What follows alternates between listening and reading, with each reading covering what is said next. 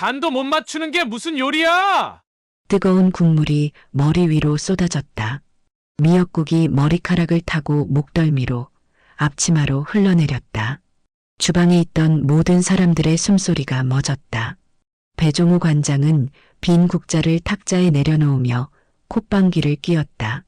일용직 주제에 센터 밥을 축내면서 일은 제대로 못하니까 이런 일을 당하는 거야. 국물을 맞고도 눈을 감지하는 이 여성의 정체는 무엇일까요?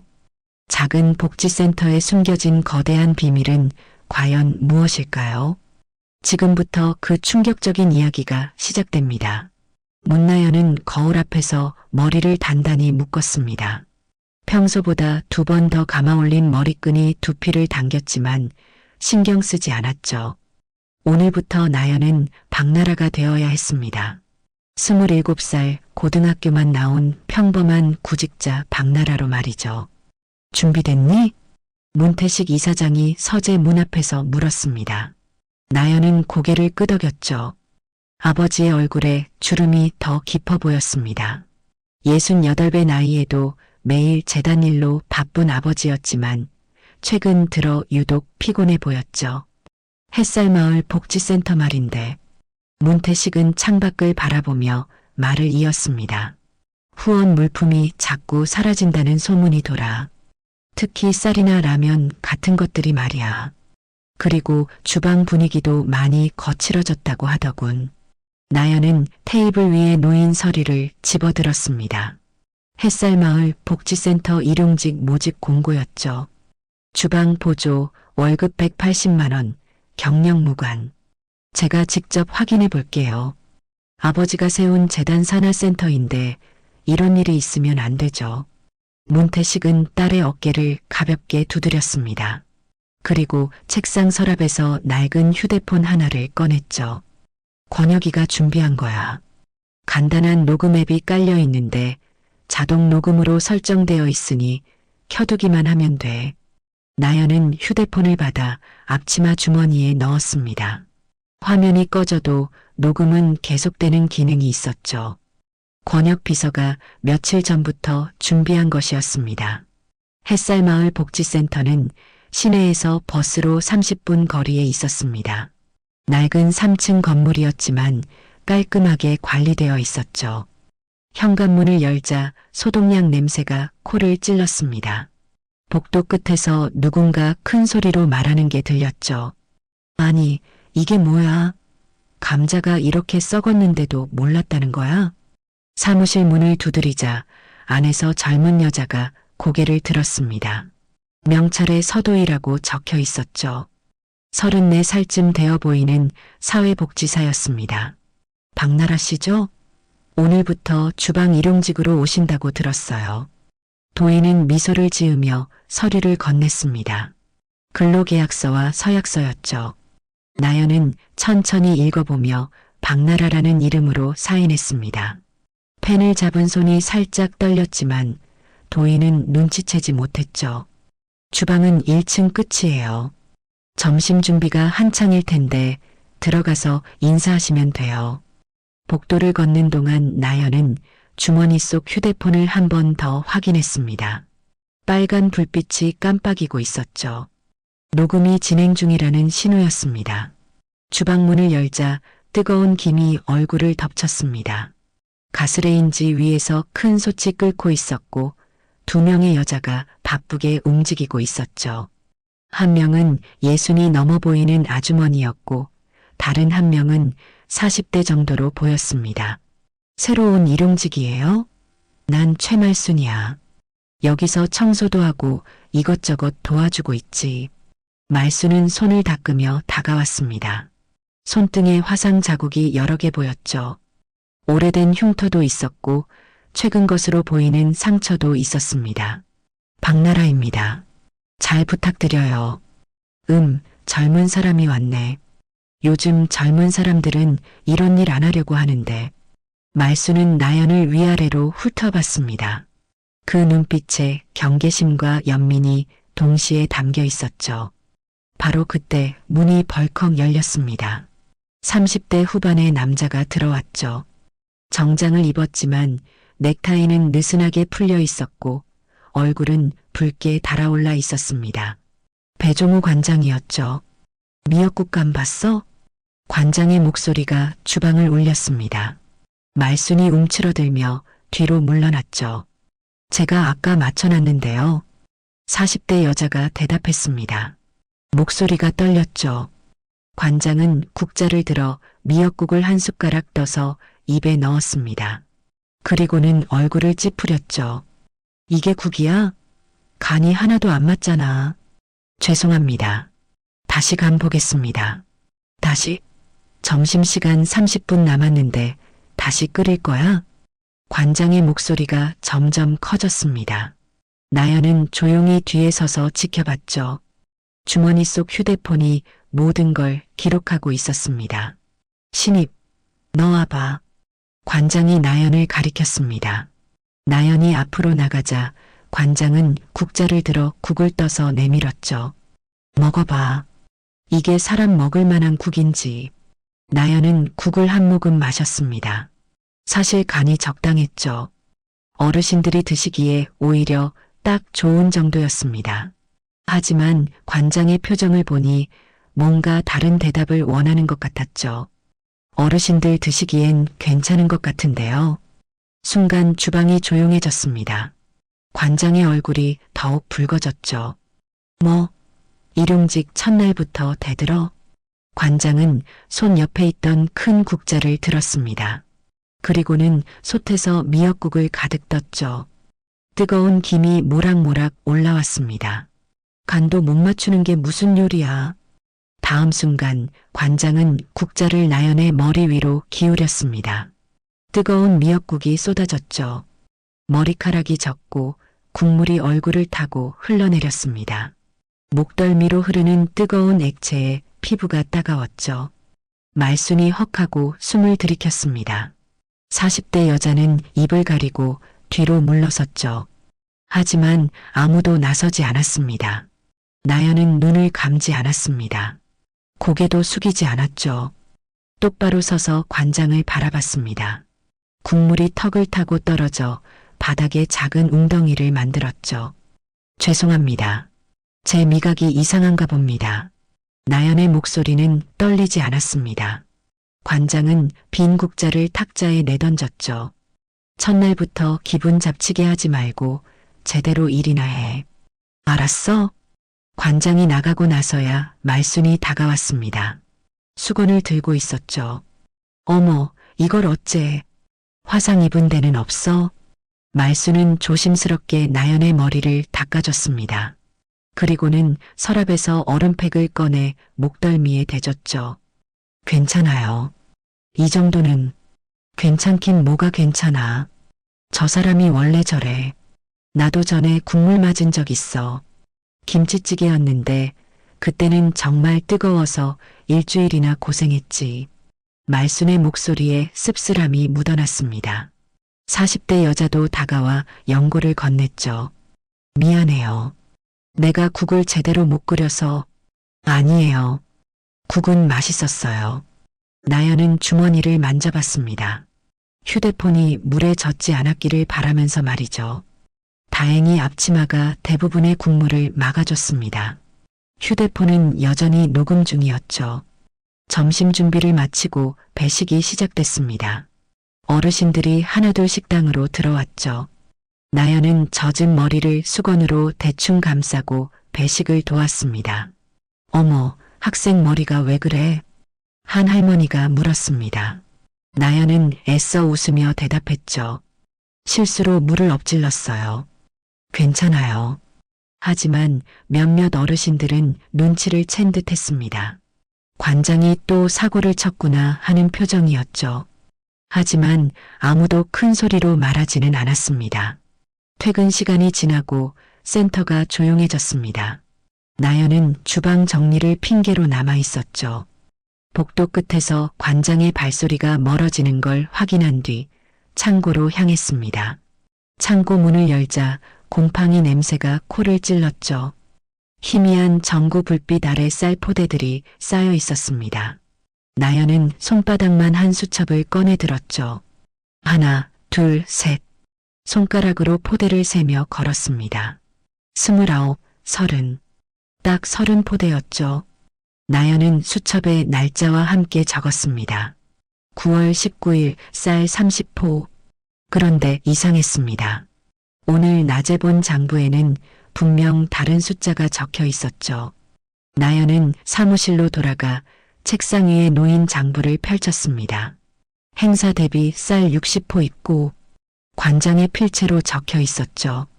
날짜는 일주일 전이었습니다. 그럼 나머지 30포는 어디로 간 걸까요? 나연은 주머니에서 일회용 필름 카메라를 꺼냈습니다. 찰칵, 찰칵. 빈 팔레트와 구석에 쌓인 쌀 포대들을 찍었죠. 플래시가 터질 때마다 창고가 잠시 환해졌다가 다시 어두워졌습니다. 누구야? 갑자기 뒤에서 목소리가 들렸습니다. 나연이 깜짝 놀라 돌아보니 말순이 서 있었죠. 손에 걸레와 양동이를 들고 있었습니다. 아, 말순 씨. 깜짝 놀랐어요. 여기서 뭐 하는 거야? 말순의 눈빛이 날카로웠습니다. 하지만 곧 한숨을 쉬며 어깨를 축 늘어뜨렸죠. 쌀 세고 있었구나.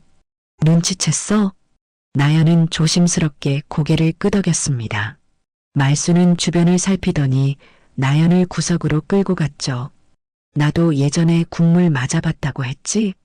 그때도 내가 창고 정리하다가 숫자가 안 맞는다고 말했거든. 그랬더니 관장이 화를 내면서 말순은 말을 멈추고 손등의 흉터를 만졌습니다. 오래된 화상 자국이었죠. 그 뒤로는 눈치만 보고 살았어. 못 본 척, 모르는 척. 그게 여기서 살아남는 방법이야. 그런데 왜 저한테는 말씀하시는 거예요? 나연이 물었습니다. 말순은 쓴웃음을 지었죠. 오늘 낮에 봤잖아. 국물 맞고도 눈 하나 깜빡 안 하더라. 그 눈빛이 뭔가 다르더라고. 말순은 주머니에서 열쇠 꾸러미를 꺼냈습니다. 녹슨 열쇠가 여러 개 달려 있었죠. 이거 창고 연문 열쇠야. 정문으로 들어오면 관장이 알아채니까 연문을 써. 그리고 말순은 창고 한쪽을 가리켰습니다. 빨간 고무줄로 묶인 상자들이 쌓여 있었죠. 저 빨간 고무줄 상자들은 손대지 말래. 관장이 특별히 관리한다고 했어. 근데 이상하지 않아? 왜 굳이 표시를 해놨을까? 나연은 빨간 고무줄 상자를 자세히 봤습니다. 다른 상자들과 똑같아 보였지만 유독 깨끗했죠. 먼지 하나 없이 말이죠. 감사해요, 말순 씨. 고마워할 거 없어. 그냥 조심해. 여기 오래 있을 거면. 말순은 그렇게 말하고 청소 도구를 들고 나갔습니다. 나연은 다시 한번 창고를 둘러봤죠. 빨간 고무줄 상자가 12개나 있었습니다. 다음 날 아침 나연은 일찍 출근해서 사무실의 장부를 다시 확인했습니다. 지난 석 달간의 기록을 훑어봤죠. 이상한 패턴이 보였습니다. 매달 말일에 대량의 물품이 들어왔다가 며칠 뒤 절반이 사라지는 시기였죠. 쌀, 라면, 식용유, 참치, 통조림. 모두 같은 패턴이었습니다. 뭐 보고 있어요? 도희가 사무실로 들어왔습니다. 나연은 황급히 장부를 덮었죠. 아, 그냥 재고 파악하려고요. 도희는 나연을 유심히 봤습니다. 그리고는 문을 닫고 가까이 다가왔죠. 나라 씨, 어제 관장한테 당한 일 들었어요. 괜찮아요? 네, 괜찮아요. 관장이 원래 그래요. 특히 새로운 사람한테는 더 심하죠. 기죽이려고. 도희는 자기 책상으로 가서 서랍을 열었습니다. 그 안에서 파일 하나를 꺼냈죠. 이거 혹시 관심 있으면 봐요. 복사본이에요. 파일 안에는 영수증들이 들어 있었습니다. 별미상회, 동네 마트, 신선식품, 여러 가게 이름이 적혀 있었죠. 그런데 이상했습니다. 필체가, 그렇죠? 가게 이름은 다른데 필체가 다 똑같아요. 게다가 금액도 봐요. 나연이 영수증을 하나씩 넘겨봤습니다. 50만 원, 100만 원, 150만 원. 모두 50만 원 단위로 딱 떨어졌죠. 이거 누가 쓴 건가요? 관장이 직접 작성한 거예요. 가게에서 영수증을 안 줬다면서요. 그래서 수기로 작성했대요. 나연은 영수증을 자세히 봤습니다. 날짜를 확인해 보니 물품이 사라진 시기와 겹쳤죠. 바로 그때 복도에서 발소리가 들렸습니다. 도희가 재빨리 파일을 빼앗아 서랍에 넣었죠. 문이 열리고 관장이 들어왔습니다. 서복지사, 오늘 오후에 별미상에 사장 온대. 물품 확인하고 싶다고. 네, 알겠습니다. 관장은 나연을 흘끗 봤습니다. 그리고는 코웃음을 치며 나갔죠. 별미상에. 나연이 중얼거렸습니다. 도희가 고개를 끄덕였죠. 맞아요. 영수증에 제일 많이 나온 가게예요. 사장이 오만수라는 사람인데 관장이랑 친해요. 점심시간 나연은 주방에서 일하며 말순과 대화를 나눴습니다. 말순 씨, 혹시 예전에도 창고 물건이 사라진 적 있어요? 말순이 감자 껍질을 벗기던 손을 멈췄습니다. 왜 그런 걸 물어? 그냥 궁금해서요. 말순은 한숨을 쉬었습니다. 그리고는 낡은 앞치마 주머니에서 접힌 종이 하나를 꺼냈죠. 이거 작년 장부 일부야. 내가 몰래 복사해 둔 거지. 봐봐. 종이에는 오래된 도장 자국과 함께 숫자들이 적혀 있었습니다. 작년에도 같은 패턴이었죠. 물품이 들어오고 며칠 뒤 절반이 사라지는. 이게 벌써 3년째야. 처음엔 나도 이상하다고 생각했는데 다들 쉬쉬하더라고. 왜요? 위에서 다 알고 있다는 거야. 재단에서도 알면서 모른 척한다고. 나연의 가슴이 철렁했습니다. 재단이라면 아버지가 이끄는 곳이었죠. 설마 아버지도 알고 있었던 걸까요? 근데 이상한 게 하나 더 있어. 말순이 목소리를 낮췄습니다. 부의사장이 가끔 와서 관장이랑 뭐라고 속닥거려. 장유섭 부의사장 알지? 겉으론 점잖은데 뭔가 수상해. 오후가 되자 별미상의 사장 오만수가 센터를 찾아왔습니다. 배가 불룩 나왔고 금목걸이가 번쩍거렸습니다. 관장님, 물품 확인하러 왔습니다. 오 사장. 창고로 가자. 두 사람이 창고로 가는 걸 본 나연은 조용히 뒤를 따랐습니다. 창고 문 밖에서 대화 소리가 들렸죠. 이번 달도 잘 부탁해. 걱정 마세요. 늘 하던 대로 하면 되죠. 근데 부의사장님은 뭐라고 하던가요? 문제 없대. 오히려 더 늘려도 된다고. 나연은 주머니 속 휴대폰이 녹음 중인지 확인했습니다. 빨간 불빛이 깜빡이고 있었죠. 그 빨간 고무줄 상자들은 언제 가져갈 겁니까? 내일 새벽에.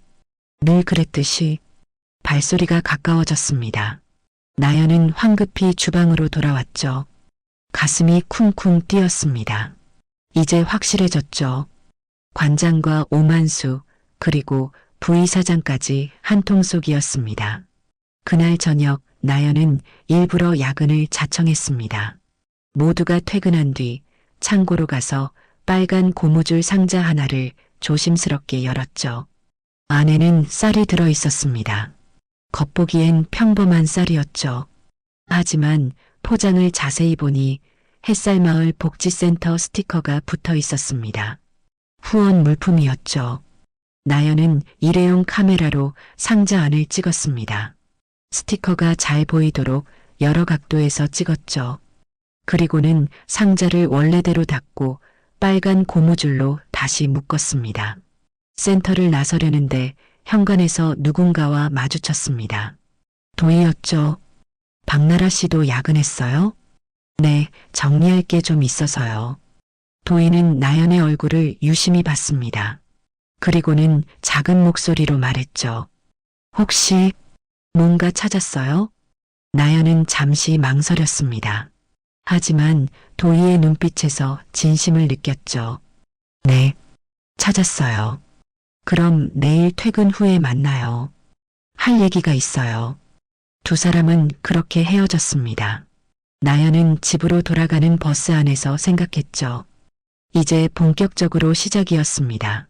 증거는 모았지만 아직 갈 길이 멀었죠.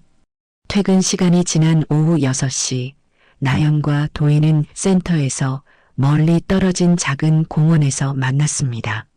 벤치에 앉은 도희의 얼굴이 어두워 보였죠. 박나라 씨, 아니, 당신이 누구든 상관없어요. 중요한 건 이 일을 바로잡으려 한다는 거죠. 도희가 먼저 입을 열었습니다. 나연은 놀란 표정을 지었죠. 무슨 말씀이신지. 일반 일용직이 장부를 그렇게 꼼꼼히 볼 리 없죠. 게다가 창고를 돌아다니며 사진까지 찍고요. 전부 봤어요. 나연은 잠시 침묵했습니다. 도희가 계속 말했죠. 괜찮아요. 저도 같은 마음이니까. 이 썩어 빠진 일을 더는 못 보겠어요. 도희는 가방에서 편지 한 장을 꺼냈습니다. 3달 전에 한미정이라는 일용직이 있었어요. 25살 성실한 친구였죠. 그런데 어느 날 관장이 백지를 들고 왔대요. 백지요? 아무것도 안 적힌 빈 종이였어요. 거기에 먼저 사인하라고 했대요. 나중에 내용을 채워 넣겠다면서요. 나연이 눈을 크게 떴습니다. 도희가 고개를 끄덕였죠. 미정이가 거부했어요. 그랬더니 다음 날부터 괴롭힘이 시작됐죠. 일부러 무거운 짐을 들게 하고 실수를 트집 잡고 결국 일주일 만에 쫓겨났어요. 그 친구는 지금 다른 일자리를 찾아 떠났어요. 가기 전에 저한테 이 편지만 남겼죠. 도희가 건넨 편지에는 떨리는 필체로 적혀 있었습니다. 서명 강요당함. 거부하자 괴롭힘 시작. 창고 숫자 이상함. 관장과 별미상의 사장 뭔가 숨김. 미정이도 뭔가 이상하다는 걸 느꼈던 거예요. 하지만 혼자서는 버티기 힘들었죠. 두 사람이 대화를 나누는 사이 공원 저편에서 누군가 다가왔습니다. 말순이었죠. 여기 있었구나. 말순이 헐떡이며 다가왔습니다. 손에 낡은 봉투를 들고 있었죠. 말순 씨, 어떻게? 도희가 문자 보냈어. 중요한 얘기가 있다고. 나도 끼워줘. 말순은 벤치에 앉으며 한숨을 쉬었습니다. 더는 못 참겠어. 어제 박나라 씨 보고 결심했어. 무슨 결심이요? 진실을 밝히는 거. 내가 알고 있는 것들을 다 말할 거야. 말순은 봉투에서 낡은 수첩을 꺼냈습니다. 손때가 묻은 작은 수첩이었죠. 3년 동안 기록해둔 거야. 처음엔 그냥 이상해서 적기 시작했는데 수첩을 펼치자 날짜와 함께 메모들이 빼곡했습니다. 부의사장 방문, 다음날 쌀 20포 사라짐, 관장과 밀담 1시간. 부의사장이 올 때마다 물건이 사라졌어요? 나연이 물었습니다. 말순이 고개를 끄덕였죠. 처음엔 우연인 줄 알았어. 그런데 매번 그래. 부의사장이 오고 나면 꼭 뭔가가 없어져. 도희가 덧붙였습니다. 저도 이상하다고 생각했어요. 장유섭 부의사장, 겉으론 점잖지만 관장을 대하는 태도가 묘해요. 마치 공범처럼요. 공범? 나연이 중얼거렸습니다. 생각보다 일이 크게 얽혀 있었죠. 그런데 우리가 이걸 어떻게 증명하죠?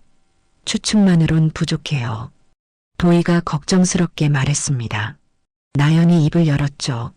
내일 새벽에 기회가 있을 거예요.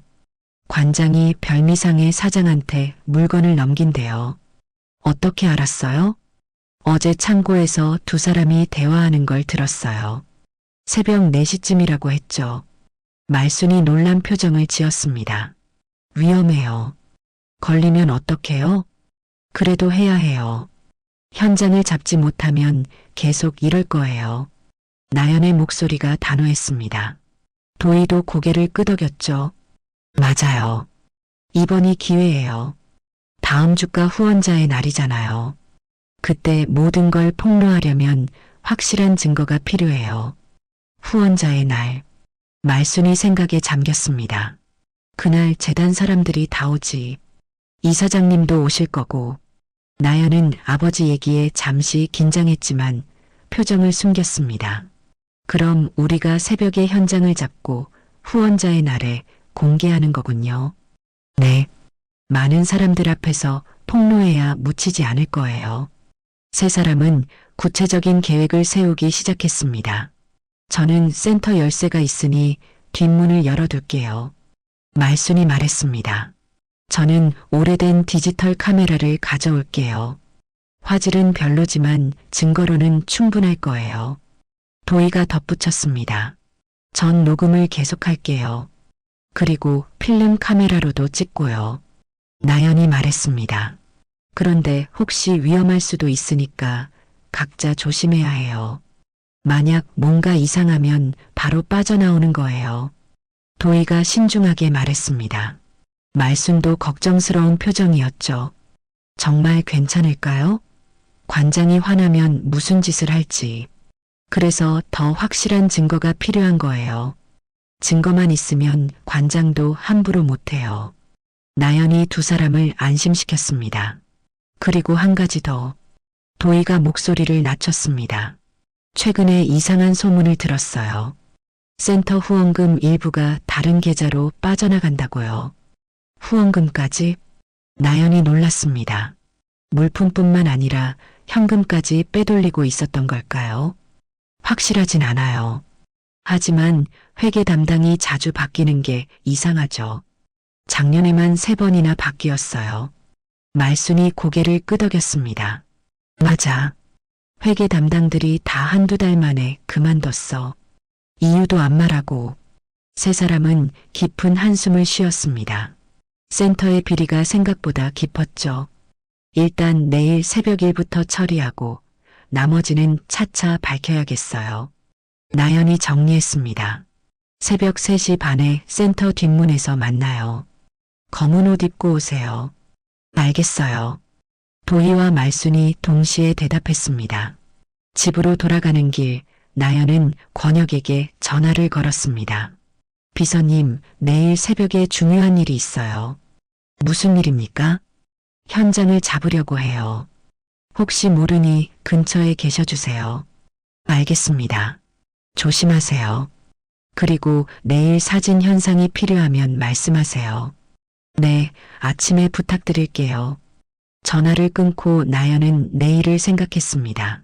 드디어 관장의 비리를 잡을 수 있을까요? 그날 밤 나연은 잠을 이루지 못했습니다. 시계를 보니 새벽 2시. 일어나서 준비를 시작했죠. 검은 바지와 검은 후드티를 입었습니다. 휴대폰 배터리를 확인하고 필름 카메라도 챙겼죠. 새벽 3시 집을 나섰습니다. 거리는 고요했고 차가운 바람이 불었죠. 센터까지 걸어가는 동안 심장이 빠르게 뛰었습니다. 센터 뒷문에 도착하니 도희가 먼저 와 있었습니다. 일찍 왔네요. 잠이 안 와서요. 나라 씨도요? 네, 긴장돼서요. 잠시 후 말순도 도착했습니다. 세 사람은 서로를 바라보며 고개를 끄덕였죠. 들어가요. 말순이 열쇠로 문을 열었습니다. 삐걱거리는 소리가 났지만 다행히 작았죠. 복도는 어두웠습니다. 하지만 창고 쪽에서 희미한 불빛이 보였죠. 그리고 목소리가 들렸습니다. 이번 달 것도 준비됐지? 관장의 목소리였습니다. 당연하죠. 늘 하던 대로예요. 오만수의 목소리도 들렸죠. 나연은 휴대폰을 꺼내 녹음을 시작했습니다. 도희는 카메라를 들었고 말수는 주변을 경계했죠. 세 사람은 조용히 창고 쪽으로 다가갔습니다. 역사적인 순간이 시작되려 하고 있었죠. 새벽 4시 창고 안에서 상자 끌리는 소리가 계속 들렸습니다. 나연과 도희, 말수는 복도 그림자에 몸을 숨긴 채 숨을 죽였죠. 이거 다 옮기면 얼마나 됩니까? 오만수의 목소리가 들렸습니다. 이번 달은 좀 많아. 500은 넘을 거야. 관장이 대답했습니다. 나연은 휴대폰이 제대로 녹음하고 있는지 확인했죠. 빨간 불빛이 깜빡이고 있었습니다. 그때 갑자기 창고 문이 활짝 열렸습니다. 관장이 상자를 들고 나왔죠. 세 사람은 황급히 벽 뒤로 몸을 숨겼습니다. 야, 불 좀 더 켜. 어두워서 안 보이잖아. 관장이 짜증스럽게 말했습니다. 복도 전등이 하나둘 켜지기 시작했죠. 숨을 곳이 점점 사라졌습니다. 나연이 손짓으로 화장실을 가리켰습니다.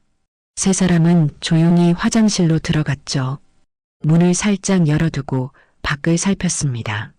관장과 오만수가 상자를 나르는 모습이 보였습니다. 빨간 고무줄로 묶인 상자들이었죠. 도희가 조심스럽게 카메라를 들어 찍었습니다. 찰칵 소리가 날까봐 조마조마했죠. 저거 봐요. 상자에 뭔가 써 있어요. 말순이 속삭였습니다. 나연이 자세히 봤더니 상자마다 날짜가 적혀 있었죠. 모두 최근 한 달 이내의 날짜였습니다. 10분쯤 지났을까요? 관장이 갑자기 걸음을 멈췄습니다. 잠깐 뭔가 이상한데 세 사람의 심장이 멎는 듯 했습니다. 관장이 주변을 둘러봤죠. 뭐가 이상하십니까? 오만수가 물었습니다. 아까 뒷문 잠갔나? 당연히 잠갔습니다. 제가 확인했는데요. 관장이 고개를 갸웃거렸습니다. 그리고는 복도를 따라 걷기 시작했죠. 화장실 쪽으로 다가오고 있었습니다. 나연이 도희와 말순을 보며 입모양으로 숨 참아라고 했습니다. 세 사람은 화장실 칸막이 뒤로 들어갔죠. 관장의 발소리가 화장실 문 앞에서 멈췄습니다. 문고리를 잡는 소리가 들렸죠. 바로 그때 밖에서 차 경적 소리가 크게 울렸습니다. 빵빵. 아, 깜짝이야. 뭐야? 관장이 창문 쪽으로 달려갔습니다. 나연은 안도의 한숨을 쉬었죠. 권혁 비서가 일부러 경적을 울린 것 같았습니다. 트럭 기사가 빨리 오라고 하는 모양이네요. 가시죠. 오만수가 관장을 재촉했습니다. 두 사람의 발소리가 멀어졌죠. 휴, 살았다. 말순이 가슴을 쓸어내렸습니다. 세 사람은 조심스럽게 화장실을 나왔죠. 이제 어떻게 하죠? 도희가 물었습니다. 밖으로 나가서 트럭을 찍어요. 차량 번호라도 확보해야죠. 나연이 먼저 움직였습니다. 세 사람은 뒷문으로 나가 건물 모퉁이에 숨었죠. 센터 주차장에 낡은 트럭이 서 있었습니다. 관장과 오만수가 상자를 싣고 있었죠. 나연은 필름 카메라로 트럭 번호판을 찍었습니다. 도희도 디지털 카메라로 전체 장면을 담았죠. 저거 보세요. 말순이 가리킨 곳을 보니 트럭 옆면에 별미상회라고 적혀 있었습니다. 확실한 증거였죠. 상자를 다 싣는데 30분쯤 걸렸습니다. 마지막 상자를 실으며 관장이 말했죠. 다음 달엔 더 늘려도 될 것 같아. 부의사장님이 괜찮다고 했으니까. 좋습니다. 두 사람이 악수를 했습니다. 그 순간도 카메라에 담겼죠. 트럭이 떠나고 관장도 차를 타고 갔습니다. 세 사람은 그제야 제대로 숨을 쉬었죠. 됐어요. 충분한 증거를 잡았어요. 도희가 기뻐했습니다.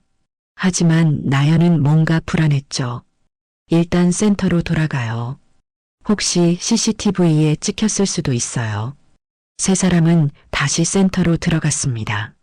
다행히 CCTV는 고장난 지 오래였죠. 예산이 없다며 수리를 미뤄둔 상태였습니다. 이제 뭘 해야 하죠? 말순이 물었습니다. 일단 오늘은 평소처럼 행동해요. 들키면 안 되니까요. 나연이 신중하게 말했습니다. 아침 8시 직원들이 하나둘 출근하기 시작했습니다. 세 사람은 아무 일 없었다는 듯 각자 업무를 시작했죠. 그런데 오전 10시쯤 관장이 나연을 불렀습니다. 박나라, 내 사무실로 와. 나연의 가슴이 철렁했습니다. 혹시 들킨 걸까요? 하지만 침착하게 사무실로 들어갔죠. 오늘부터 창고 정리 좀 해. 쌀 포대를 다시 배치해야 해. 관장이 서류를 보며 말했습니다. 나연을 쳐다보지도 않았죠. 네, 알겠습니다. 그리고 혼자서 해. 무거우니까 조심하고. 관장이 비웃듯 말했습니다. 일부러 힘든 일을 시키는 것이었죠. 창고에 가보니 쌀 포대가 50개나 쌓여 있었습니다. 한 포대가 20kg이니 혼자 옮기기엔 너무 무거웠죠. 나연은 첫 번째 포대를 들어 올렸습니다. 팔이 떨렸지만 꾹 참았죠. 두 번째, 세 번째, 10개쯤 옮기자 온몸이 땀으로 젖었습니다. 힘들지? 뒤에서 관장의 목소리가 들렸습니다. 언제 왔는지 문에 기대 서 있었죠. 괜찮습니다. 괜찮긴. 얼굴이 빨갛잖아. 관장이 다가왔습니다.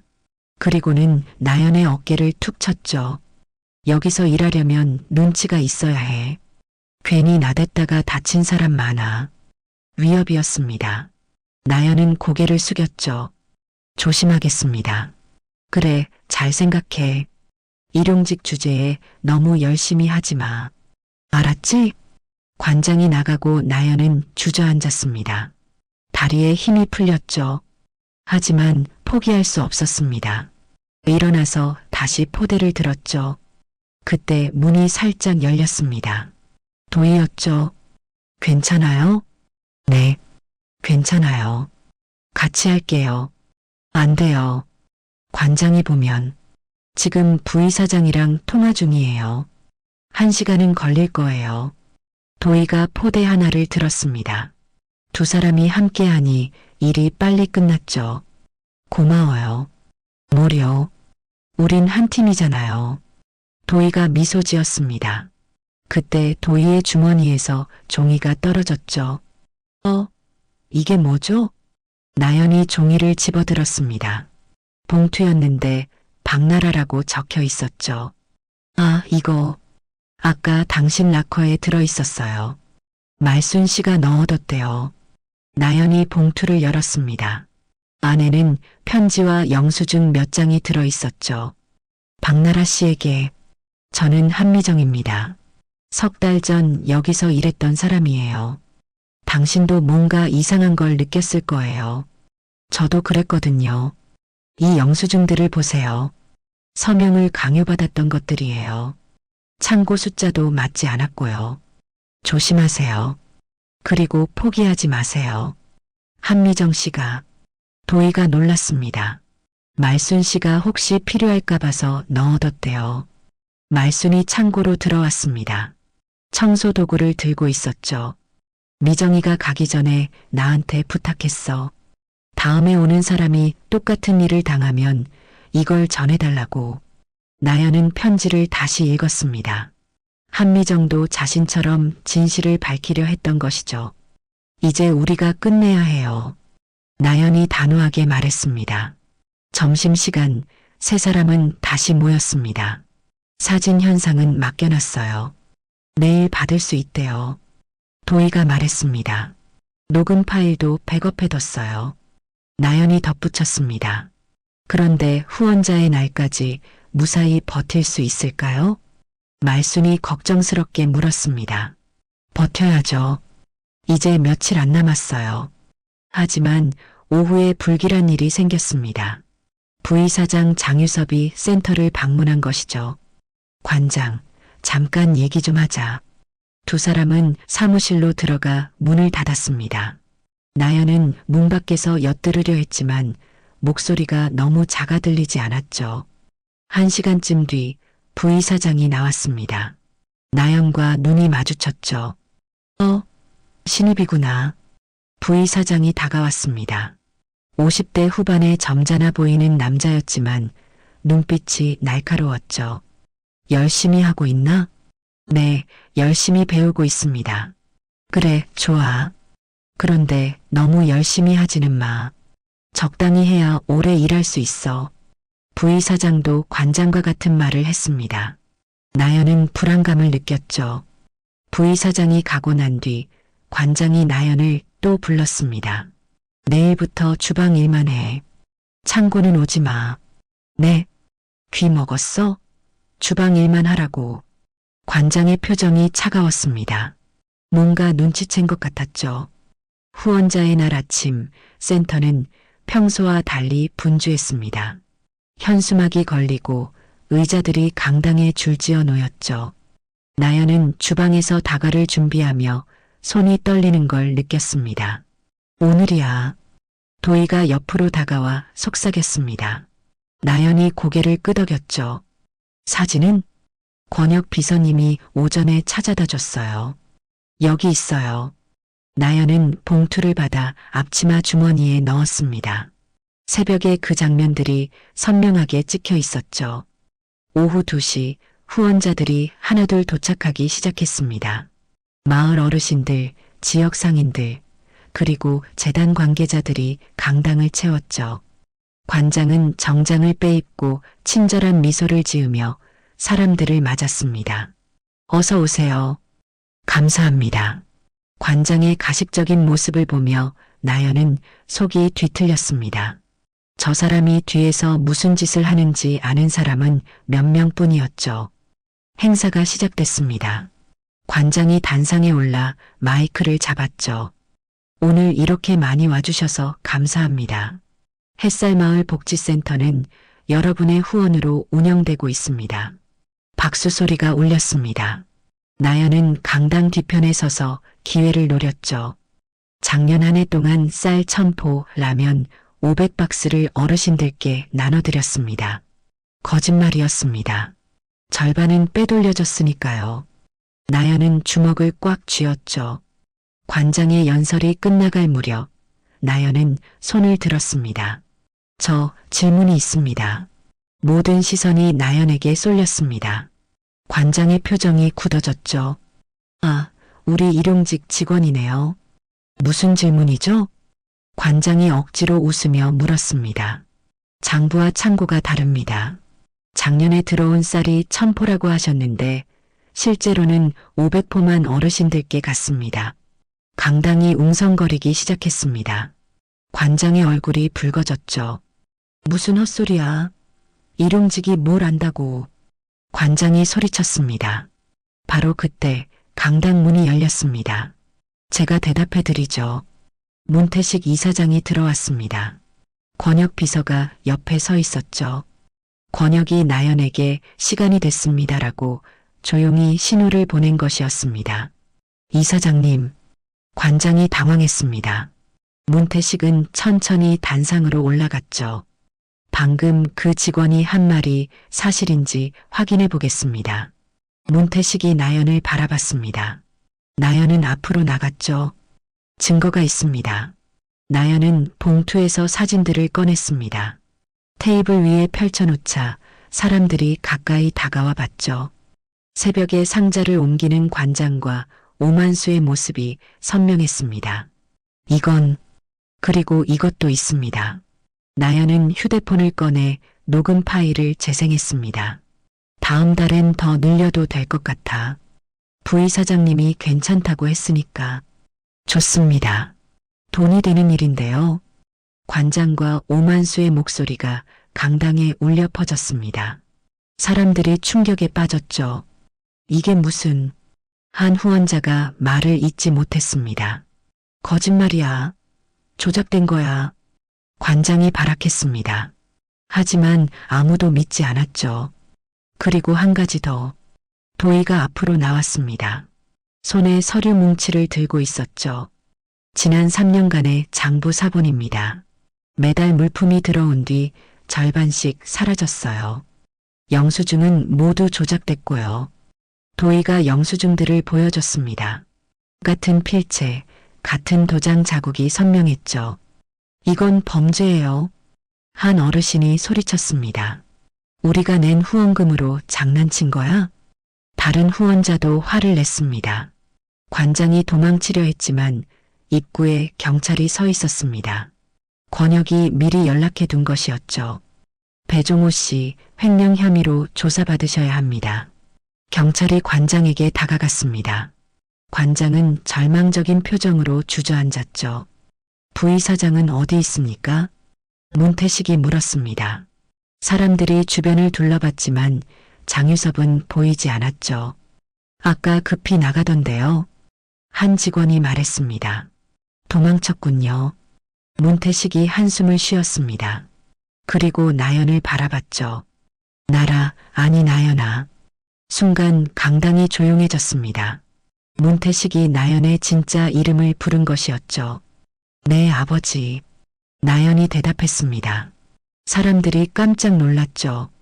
이사장님 따님이었어? 그럼 일용직이 아니라. 웅성거림이 커졌습니다. 문태식이 손을 들어 조용히 시켰죠. 제 딸이 지난 한 달간 이곳에서 일하며 진실을 밝혀냈습니다. 박나라라는 가명으로요. 문태식이 설명했습니다. 센터에 이상한 소문이 돌아 확인차 보낸 것이었는데 생각보다 심각한 비리가 있었습니다. 그동안 속였다는 건가요? 한 직원이 물었습니다. 죄송합니다. 하지만 이렇게 하지 않으면 진실을 밝힐 수 없었어요. 나연이 고개를 숙였습니다. 나연이가 겪은 일을 들어보세요. 문태식이 말했습니다.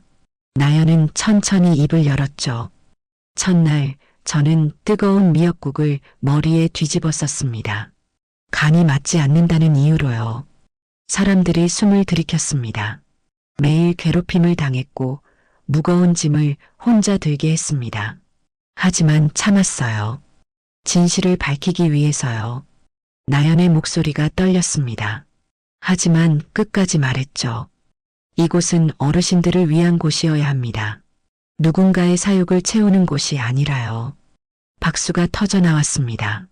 처음엔 한두 명이었지만 곧 모든 사람이 박수를 쳤죠.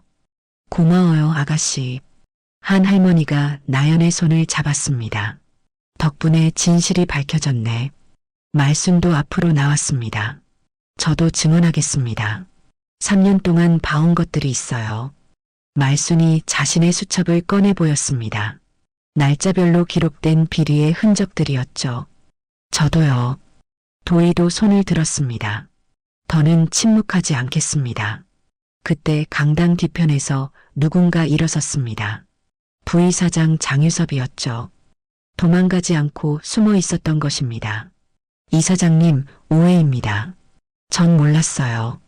장유섭이 변명했습니다. 정말 몰랐습니까? 문태식이 차갑게 물었습니다. 관장이 혼자 한 일이에요. 전 정말. 그럼 왜 관장이 당신 허락을 받았다고 했을까요? 나연이 물었습니다. 장유섭의 얼굴이 창백해졌죠. 증거가 있어? 장유섭이 오히려 큰 소리쳤습니다. 있습니다. 말순이 또 다른 종이를 꺼냈습니다. 부이사장님이 오신 날마다 기록해뒀어요. 그리고 그 다음 날이면 꼭 물건이 사라졌죠. 패턴이 명확했습니다. 장유섭도 더는 부인할 수 없었죠. 경찰관님, 이분도 함께 조사해 주세요. 문태식이 말했습니다. 경찰이 장유섭에게도 다가갔죠. 두 사람이 경찰차에 타는 모습을 보며 나연은 깊은 한숨을 쉬었습니다. 끝났습니다. 길고 힘들었던 싸움이 드디어 끝난 것이죠. 나연아. 문태식이 딸의 어깨에 손을 올렸습니다. 잘했다. 정말 자랑스럽구나. 아버지도 알고 계셨죠? 부이사장이 연루된 걸요. 의심은 했지만 증거가 없었어. 내가 찾아준 거야. 두 사람이 대화를 나누는 사이 후원자들이 하나둘 다가왔습니다. 앞으로 투명하게 운영해 주세요. 네, 반드시 그러겠습니다. 문태식이 약속했습니다. 새로운 관장을 임명하고 모든 장부를 공개하겠습니다. 사람들이 안도했습니다. 센터가 다시 제 역할을 할 수 있을 것 같았죠. 행사가 끝난 뒤 나연은 주방으로 돌아왔습니다. 도희와 말순이 기다리고 있었죠. 끝났네요. 도희가 미소 지었습니다. 정말 끝났어요. 말순도 웃었습니다. 세 사람은 서로를 바라보며 안도의 한숨을 쉬었죠. 그런데 이제 어떻게 되는 거예요? 나연 씨는 돌아가는 거예요? 도희가 물었습니다. 아직은 여기 있을 거예요. 센터가 제대로 돌아가는지 확인하고 싶어요. 나연이 대답했습니다. 그럼 계속 함께 일할 수 있는 거네요? 말순이 기뻐했습니다. 네, 하지만 이제는 박나라가 아니라 문나연으로요. 세 사람이 웃었습니다. 창밖으로 석양이 비치고 있었죠. 새로운 시작을 알리는 빛이었습니다. 다음 날 아침 일찍 나연과 도희, 말수는 별미상회로 향했습니다. 동네 끝자락에 있는 낡은 가게였죠. 권혁이 미리 파출소에 연락해둔 덕분에 박순경이 함께 왔습니다. 정말 여기에 센터 물건이 있을까요? 박순경이 의심스럽게 물었습니다. 30대 초반의 젊은 경찰이었죠. 새벽에 찍은 사진을 보세요. 트럭이 여기로 왔어요. 나연이 사진을 보여줬습니다. 별미상의 간판이 선명했죠. 가게 문은 잠겨 있었습니다. 하지만 옆 골목으로 돌아가니 뒷문이 있었죠. 저기 창문으로 안이 보여요. 도희가 발끝을 세우고 들여다봤습니다. 뭐가 보여요? 상자들이 쌓여 있어요. 빨간 고무줄로 묶인. 도희의 목소리가 떨렸습니다. 나연도 창문으로 봤죠. 정말이었습니다. 센터 창고에서 본 것과 똑같은 빨간 고무줄 상자들이 가득했죠. 이거 충분한 증거가 되겠네요. 박순경이 무전기를 꺼냈습니다. 지원 요청합니다. 별미상의 압수수색 필요합니다. 10분쯤 뒤 경찰차가 더 도착했습니다. 그리고 마침 오만수도 나타났죠. 가게 문을 열려다가 경찰을 보고 놀랐습니다. 뭐야? 왜 경찰이? 오만수 씨, 가게 안을 확인해야겠습니다. 박순경이 영장을 보여줬습니다. 어제 관장이 체포되면서 함께 발부된 것이었죠. 이건 영업 방해야. 오만수가 소리쳤지만 소용없었습니다. 경찰들이 가게로 들어갔죠. 앞쪽 매장은 평범했습니다. 하지만 뒷방 문을 열자 모두가 놀랐죠. 이게 다 뭐야? 박순경도 입을 벌렸습니다. 방 안가득 상자들이 쌓여 있었죠. 빨간 고무줄로 묶인 상자, 그리고 햇살마을 복지센터 스티커가 붙은 식용유통, 라면, 박스가 산더미처럼 쌓여 있었습니다. 이거 설명 좀 해주시죠. 박순경이 오만수를 보며 말했습니다. 이건 그냥 보관하고 있던 거예요. 보관이요? 센터 스티커가 왜 붙어 있죠? 그건 오만수가 말을 더듬었습니다. 말순이 상자 하나를 열었습니다. 쌀이 들어 있었죠. 이거 봐요. 우리 센터에서 쓰는 쌀이랑 똑같은 포장이에요. 그리고 여기 장부도 있어요. 도희가 책상 위에서 장부를 발견했습니다. 펼쳐보니 날짜별로 물품 내역이 적혀 있었죠. 센터에서 빼돌린 물품들과 정확히 일치했습니다.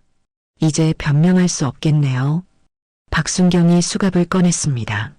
오만수 씨, 절도 및 횡령 혐의로 체포합니다. 아니, 이건 관장이 시킨 거라고요.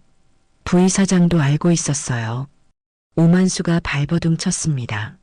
어제 두 분 다 체포됐잖아요. 이제 당신 차례예요. 박순경이 단호하게 말했습니다. 경찰이 오만수를 연행하는 동안 나연은 뒷방을 더 살펴봤습니다. 구석에 금고가 있었죠. 저 금고도 열어봐야 할 것 같아요. 박순경이 금고를 확인했습니다. 전문가를 불러 열자 현금 다발과 함께 통장 여러 개가 나왔죠. 이 통장들, 도희가 통장을 확인했습니다. 가짜 이름으로 만든 통장이에요. 그런데 입금 내역을 보니 뭐가 있어요? 매달 일정 금액이 들어왔어요. 그런데 이상한 게 도희가 통장을 자세히 봤습니다. 입금자 이름이 장유섭으로 찍혀 있어요. 날짜가 물품이 사라진 날과 겹칩니다. 그럼 부의사장이 직접 돈을 보낸 거네요. 나연이 말했습니다. 그리고 다른 통장에는 보낸 사람 박정환이 반복돼요. 같은 주에 매달 들어왔네요. 모두가 고개를 갸웃거렸습니다. 누구일까요? 말순이 선반 위를 뒤지다가 서류 상자를 발견했습니다. 여기 뭔가 더 있어요. 상자를 내려 열자 사진들이 나왔습니다. 관장과 오만수, 부의사장이 함께 찍은 사진들이었죠. 그런데 한 사진에 네 번째 인물이 있었습니다. 이 사람 누구죠? 나연이 사진을 자세히 봤습니다. 얼굴은 흐릿했지만 고급 시계가 눈에 띄었죠. 잠깐, 이 시계. 도희가 놀랐습니다. 어디서 봤어요? 재단 회의 때 봤던 것 같은데. 누구였더라? 그때 나연의 휴대폰이 울렸습니다. 아버지였죠. 나연아, 지금 어디니? 별미상회에서 증거 수집 중이에요. 조심해라. 부의사장이 자백했는데 또 다른 공범이 있다고 한다. 누구예요? 아직 이름을 말하지 않아. 하지만 재단 내부 사람이래. 나연은 사진을 다시 봤습니다. 재단 내부 사람이라니. 점심 무렵 센터로 돌아왔습니다. 압수한 물품들을 확인하는 작업이 시작됐죠. 이 정도면 수억 원어치는 될 것 같아요. 박순경이 말했습니다. 모두 센터로 돌려보내야죠. 나연이 대답했습니다. 그때 뜻밖의 인물이 센터를 찾아왔습니다. 박정환 재단 사무국장이었죠. 50대 중반의 남자로 평소 조용하고 성실한 사람이었습니다. 이사장님 계신가요? 박정환이 물었습니다. 손에 서류 가방을 들고 있었죠. 아버지는 재단에 계세요. 나연이 대답했습니다. 아, 나연 씨. 그동안 고생 많았다고 들었어요. 박정환이 미소 지었습니다. 그런데 그의 손목에서 뭔가 반짝였죠. 고급 시계였습니다. 나연은 순간 사진 속 시계를 떠올렸습니다. 똑같았죠. 사무국장님, 혹시 어제 일 들으셨어요? 네, 충격적이더군요. 부의사장이 그런 사람인 줄 몰랐어요. 박정환이 안타까운 표정을 지었습니다. 하지만 나연은 그의 눈빛에서 불안함을 느꼈죠. 그런데 부의사장님이 혼자 한 일은 아닌 것 같던데요. 나연이 떠보듯 말했습니다. 무슨 말씀이신지. 통장에 박정환이라는 이름이 있더라고요. 순간 박정환의 얼굴이 굳었습니다. 저는 잘 모르겠네요. 워낙 돈 빠져나가는 곳이 많다 보니. 박정환이 황급히 말했습니다. 그럼 이 사진은요? 도희가 사진을 꺼내 보였습니다. 네 번째 인물이 찍힌 사진이었죠. 박정환의 얼굴이 창백해졌습니다. 이건 사무국장님도 관련이 있으신 거죠? 나연이 물었습니다. 박정환은 잠시 침묵했습니다. 그리고는 한숨을 쉬었죠. 왜 그러신 거예요? 사무국장님은 좋은 분인 줄 알았는데. 말순이 실망한 표정으로 말했습니다. 처음엔 그냥 작은 돈이었어요. 부의사장이 조금만 도와달라고 해서. 그런데 점점 커졌죠. 박정환이 고백했습니다. 재단 감사를 피하는 방법을 알려줬어요. 서류를 조작하는 방법도요. 그래서 3년이나 들키지 않았던 거군요. 나연이 이해했습니다. 내부에 공범이 있었기에 가능했던 일이었죠. 자수하세요. 지금이라도 늦지 않았어요. 나연이 말했습니다. 박정환은 고개를 끄덕였습니다. 그래야겠죠. 더는 숨을 수 없을 것 같네요. 박정환이 휴대폰을 꺼내 경찰에 전화했습니다. 저 박정환입니다. 자수하러 가겠습니다. 전화를 끊고 박정환은 센터를 나갔습니다. 모두가 충격에 빠져 있었죠. 사무국장님까지. 도희가 믿을 수 없다는 표정이었습니다. 이제 정말 끝인 걸까요? 말순이 물었습니다. 확인해 봐야죠. 혹시 또 있을지도 모르니까요. 나연이 신중하게 말했습니다. 저녁이 되어 문태식이 센터에 왔습니다. 박정환의 자수 소식을 들은 뒤였죠. 박정환까지 연루됐다니. 정말 실망이구나. 문태식이 한숨을 쉬었습니다. 아버지, 이제 재단 전체를 조사해야 할 것 같아요. 그래야겠지. 뿌리까지 뽑아야 해. 두 사람이 대화를 나누는 사이 별미상회에서 압수한 물품들이 센터로 돌아왔습니다. 트럭 3대 분량이었죠. 내일부터 어르신들께 나눠드려야겠어요. 나연이 말했습니다. 그동안 못 받으신 것들이니까요. 그래, 제자리로 돌려놓는 거지. 문태식이 고개를 끄덕였습니다. 그날 밤 나연은 센터에 남아 물품을 정리했습니다. 도희와 말순도 함께였죠. 이제 정말 새로 시작하는 거네요. 도희가 말했습니다. 네. 깨끗한 센터로요. 나연이 미소 지었습니다. 우리가 해냈어요. 말순이 감격스럽게 말했습니다. 세 사람은 서로를 바라보며 웃었습니다. 길고 힘든 싸움이었지만 결국 진실이 승리한 것이었죠. 일주일 후 아침 센터 현관에 큰 게시판이 세워졌습니다. 산림 공개판이라는 이름이 붙었죠. 나연과 도희, 말순이 함께 만든 것이었습니다. 오늘부터 모든 후원 물품과 현금을 여기에 적을 거예요. 나연이 매직펜으로 첫 줄을 적었습니다. 9월 26일 쌀 30포 입고 후원자 김영희님. 누구나 볼 수 있게 하는 거네요. 지나가던 어르신이 관심을 보였습니다. 네. 매주 금요일에 함께 확인할 거예요. 들어온 것과 나간 것을 모두요. 도희가 설명했습니다. 새로운 센터장 김정민이 다가왔습니다. 좋은 아이디어예요. 투명한 운영의 시작이네요. 김정민은 일주일 동안 센터를 꼼꼼히 점검했습니다.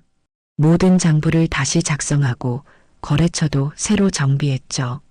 말순 씨, 특별한 부탁이 있어요. 김정민이 말순을 불렀습니다. 뭔데요? 살림지킴이가 되어주세요. 창고 관리와 물품 확인을 맡아주시면 좋겠어요. 말순의 눈이 커졌습니다. 저요? 저는 그냥 청소하는 사람인데. 아니에요. 이 센터를 가장 잘 아는 분이잖아요. 정식 직원으로 모시고 싶어요. 말순의 눈가가 붉어졌습니다. 60이 넘어 처음으로 정식 직원이 되는 것이었죠. 감사합니다. 열심히 하겠습니다. 그 옆에서 도희가 미소 지었습니다. 축하해요, 말순 씨. 이제 말순 선생님이라고 불러야겠네요. 나연이 장난스럽게 말했습니다. 점심시간 주방이 분주했습니다.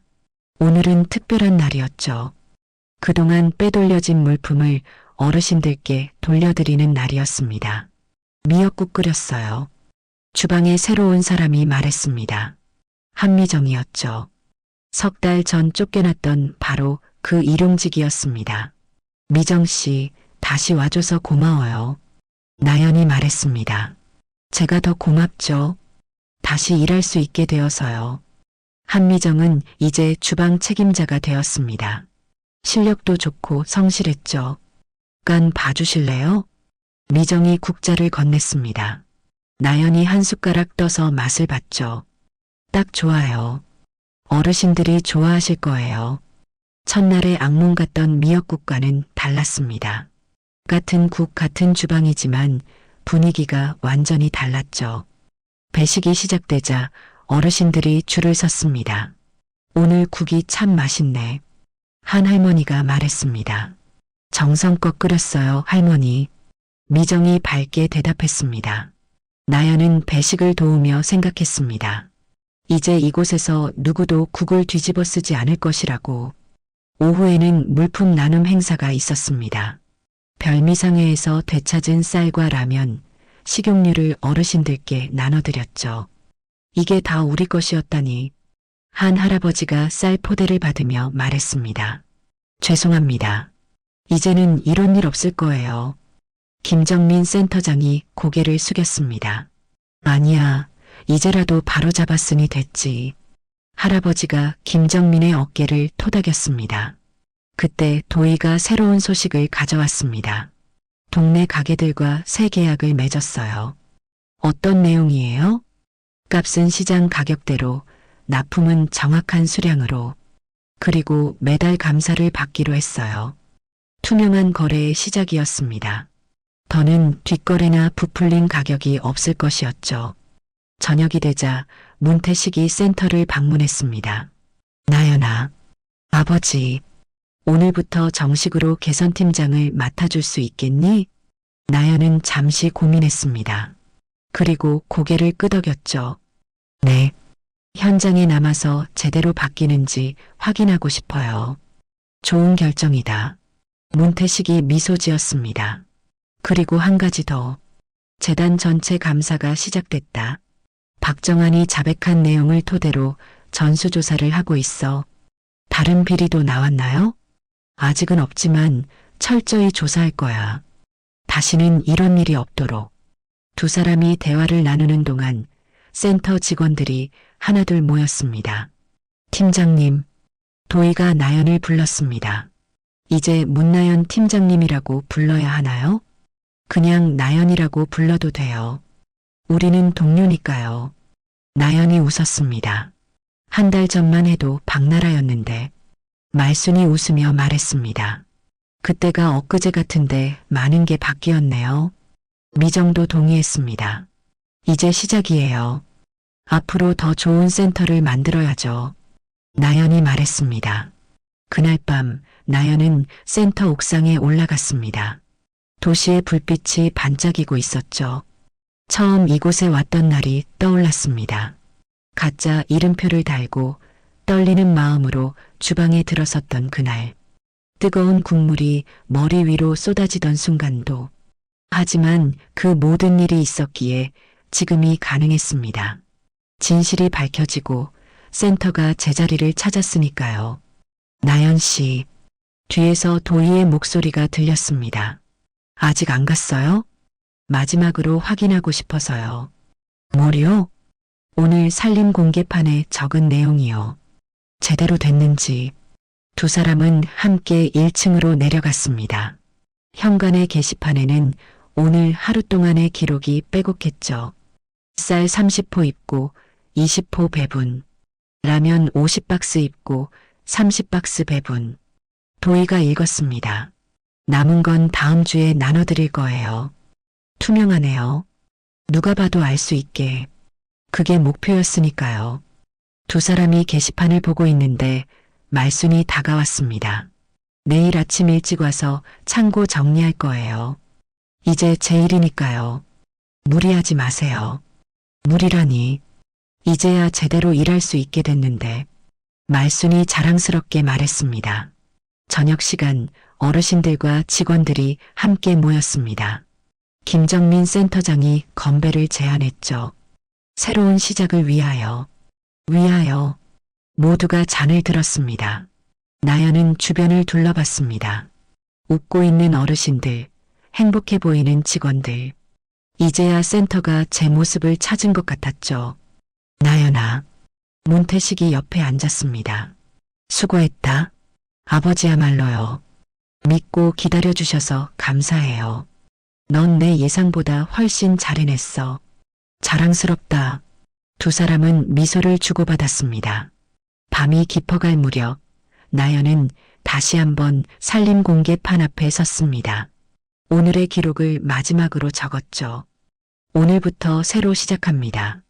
투명하고 따뜻한 햇살마을 복지센터가 되겠습니다. 펜을 내려놓고 나연은 깊게 숨을 들이쉬었습니다. 한 달 전 쏟아진 뜨거운 국물의 기억이 이제는 아득하게 느껴졌죠. 이제 이곳에서 누구도 국을 뒤집어 쓰지 않을 것입니다. 그것이 나연의 약속이었고 모두의 다짐이었습니다. 오늘의 사연 어떻게 들으셨나요? 오늘의 사연이 여러분의 마음을 밝히는 작은 등불이 되었으면 좋겠습니다. 여러분들이 듣고 계시는 지역이나 장소를 말씀해 주시면 제가 좋은 기운이 담긴 말로 한 분 한 분 찾아뵙겠습니다. 좋아요와 구독을 눌러주시면 여러분의 삶 곳곳에 행복이 찾아올 것입니다. 귀한 시간 내주셔서 감사합니다.